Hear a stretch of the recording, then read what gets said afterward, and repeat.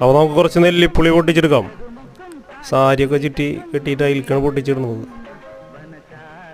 അപ്പോൾ ഇത് ഇത്രയ്ക്കും കിട്ടിയിട്ടുണ്ട് നമുക്ക്. അപ്പോൾ ഇത് നന്നായി കഴുകി വൃത്തിയാക്കിയിട്ട് ഒരു ഇഡ്ഡലി തട്ടിലേക്ക് ഇട്ടെടുക്കാം. ആവി കയറ്റുക. എന്നിട്ട് ഇതേപോലെ ഒരു ഫോർക്ക് കൊണ്ട് കുത്തിയിട്ടേ കുറച്ച് ഹോളിടുക, അതിൽ അടച്ചു വെക്കാം. ആവി കുളിച്ചതിന് ശേഷം നമുക്ക് കുറച്ച് ശർക്കര ഉരുക്കാം. അതിലേക്ക് കുറച്ച് ഏലക്ക ചതച്ചിട്ട് ഇട്ട് കൊടുക്കാം. എന്നിട്ട് നല്ല നൂൽ പരുവത്തിൽ ഇങ്ങനെ ആക്കിയെടുക്കാം. അതിന് ശേഷം നമ്മൾ നെല്ലിപ്പുളി അതിലേക്ക് മെല്ലാണ്ട് ഇട്ട് കൊടുക്കാം.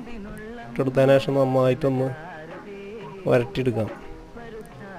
ശർക്കര പാനീയത്തിൽ ഇട്ടതിന് ശേഷം ഇതേപോലെ ഇടയ്ക്കിടയ്ക്ക് സ്പൂണിൽ കോരി നല്ല ടേസ്റ്റിലാണ്ട് കഴിക്കുക. വേറെ ഒന്നുമില്ല. Okay, thank you.